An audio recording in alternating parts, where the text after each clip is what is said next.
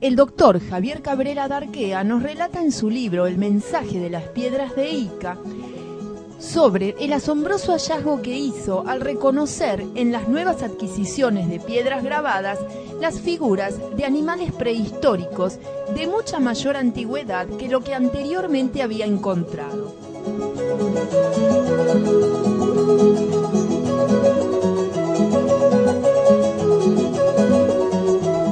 Se trataba de megaquirópteros, es decir, murciélagos gigantes, dinosaurios, reptiles gigantes, y agnatos, peces primitivos sin maxilares. Animales todos, dice él, que según la paleontología existieron en eras geológicas más antiguas que la era en que la misma paleontología afirma que apareció el hombre.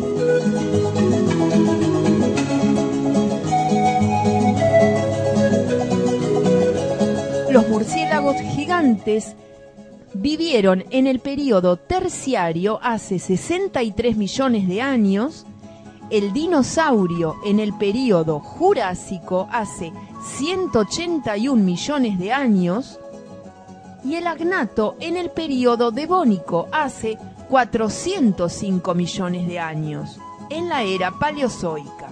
Lo asombroso de este hallazgo radica en que podía deducirse que el hombre que grabó en la piedra la figura de esos animales había coexistido con ellos.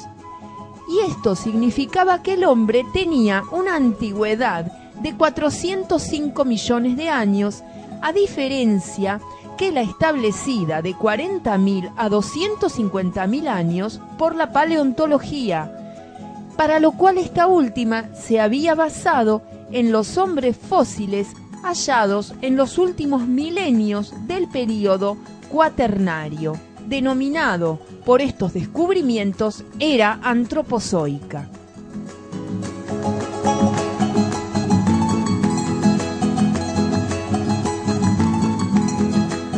Y sigue relatando Cabrera que lo inusitado no quedó ahí, porque en otras piedras que complementaban el tema de los animales prehistóricos, encontró grabados mucho más sorprendentes que denotaban un conocimiento profundo de la biología de estos animales, lo que la paleontología no había podido ni siquiera sospechar. Los ciclos reproductivos del megaquiróptero, del dinosaurio y del agnato, sus hábitos nutricios y los puntos vulnerables de su organismo.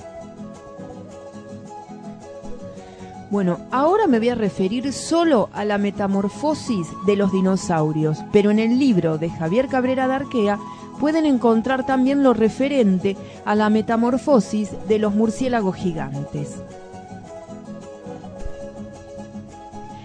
La paleontología, dice el doctor Cabrera, refiere que el dinosaurio fue el animal que alcanzó las más grandes dimensiones entre los animales arcaicos que existieron sobre la Tierra.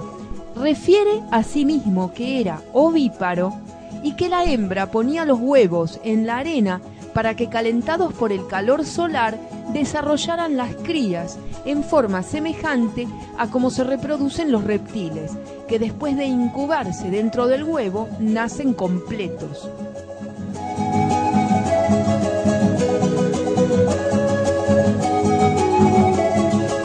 Los testimonios encontrados de este animal han sido esqueletos y huesos fosilizados, así como también huellas de su piel y de sus pisadas en rocas ígneas, o sea, rocas volcánicas mesozoicas. Pero en una piedra grabada, dice el doctor Cabrera, encontré una sucesión de figuras dispuestas en todo el contorno y que concluía en las figuras de dos dinosaurios adultos junto a otro muy pequeño, a los que identifiqué como pertenecientes a la especie estegosaurio. Dice él que se trataba por un lado del macho, por otro lado de la hembra y de su cría.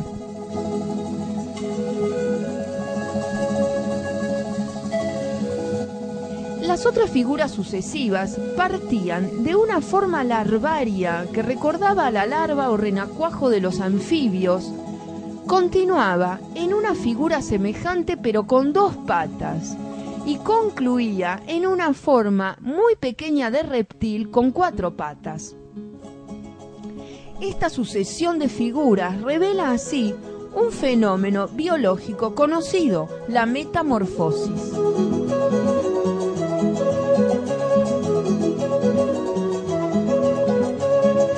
Este hallazgo era sorprendente porque los estudios paleontológicos afirmaban que los dinosaurios se reproducían en igual forma que los reptiles actuales, es decir, nacían del huevo completamente formados.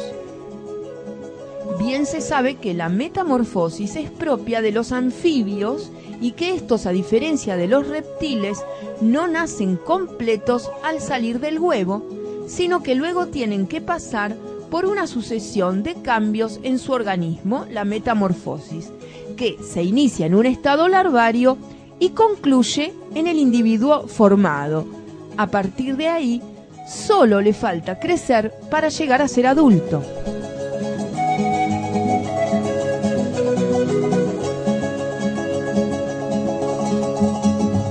El doctor Cabrera continúa analizando la metamorfosis del agnato, totalmente desconocida por la paleontología, pero eso lo pueden consultar en el libro.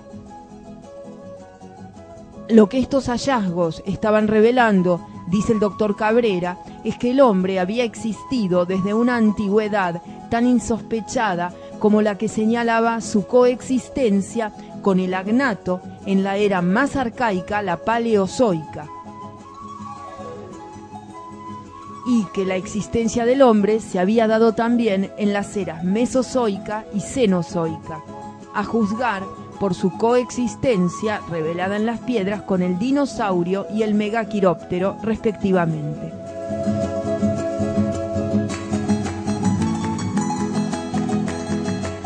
Quienes ya tienen formación sobre lo que fue el origen del hombre y su manipulación por seres que vinieron de otro planeta y me han escuchado en programas anteriores, especialmente cuando me referí a las tablillas sumerias, ya saben que vivió aquí en la Tierra otra civilización, los nibiruanos, que manipularon nuestra genética, pero en este caso nos referimos a otra civilización distinta de aquella, ya que van a descubrir que estos hombres gliptolíticos, tal es el nombre que le dio el doctor Cabrera a quienes tallaron estas piedras, aparentemente vendrían de las Pléyades, porque se han encontrado mapas y la referencia a esta constelación.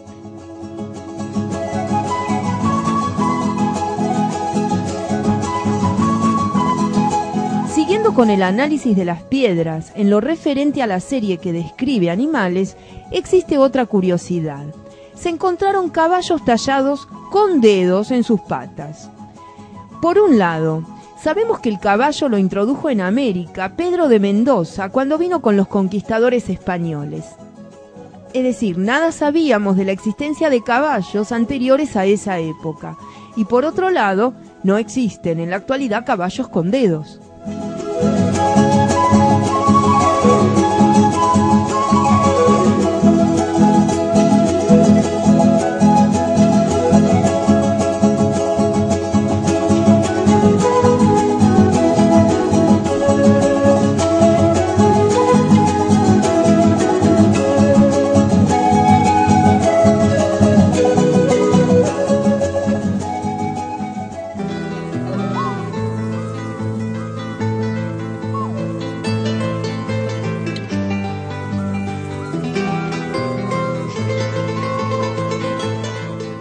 Analicemos ahora la piedra que le había dado la clave de la antigüedad al doctor Cabrera. Ese ejemplar fascinante tenía forma de huevo gigantesco y mostraba mucho más, como si se tratara de una película. Los altorrelieves iban recorriendo la superficie de la piedra, explicando primero el citado ciclo biológico del Stegosaurus, para pasar a continuación a otra secuencia tan desconcertante o más que la primera, tal cual lo relata J.J. Benítez en su libro Existió otra humanidad. Dos hombres de extrañas caras se habían situado sobre el lomo del animal y parecían atacarlo.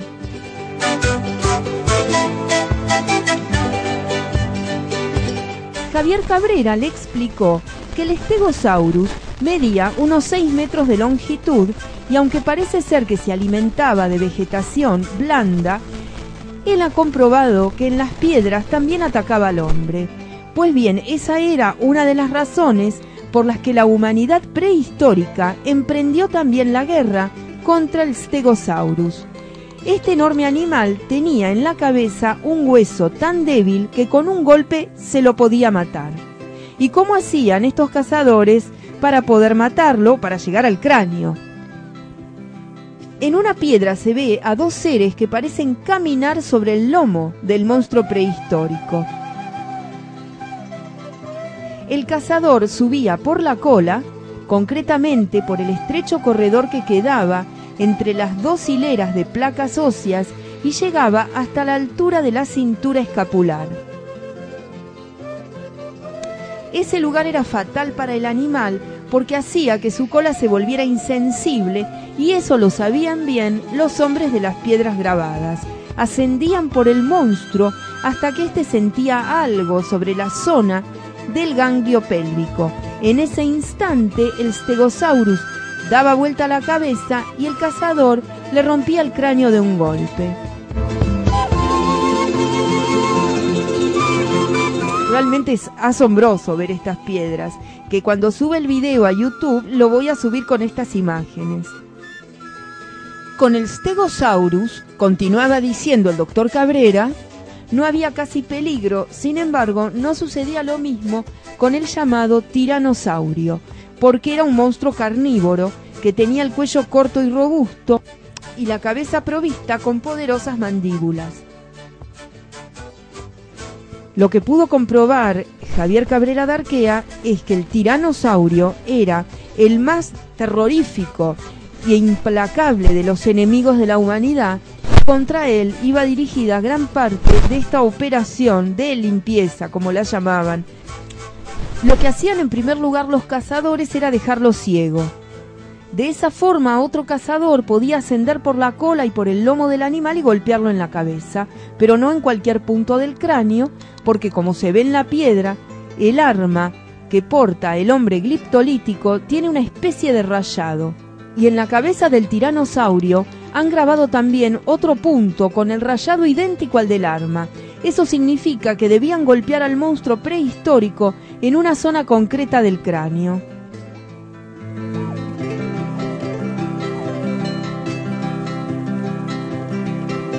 Estas nociones precisas de la anatomía de un tiranosaurio, de un stegosaurio o de un triceratops y de sus ciclos biológicos solo pueden revelar un conocimiento profundo de la fauna y un conocimiento que solo podría producirse a base de haber coexistido con dichos seres.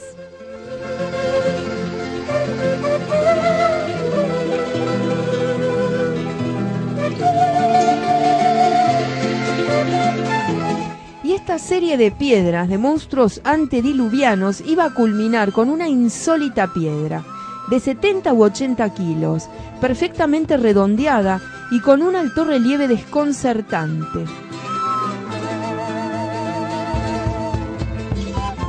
Distribuidos a la perfección entre las dos caras de la piedra, se puede ver un enorme pájaro mecánico, sobre el que volaban dos seres que portaban sendos telescopios y con los que miraban hacia la Tierra.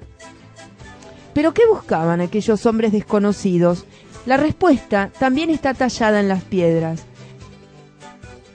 A ambos lados de la piedra y coincidiendo precisamente con su parte inferior, aparecían los grabados en alto relieve de dos dinosaurios.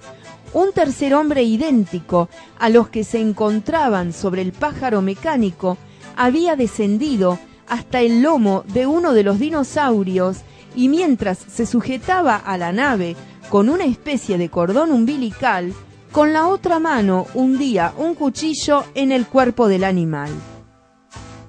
En aquel grabado había también otros 3 elementos para los que Cabrera guardaba una no menos sensacional revelación.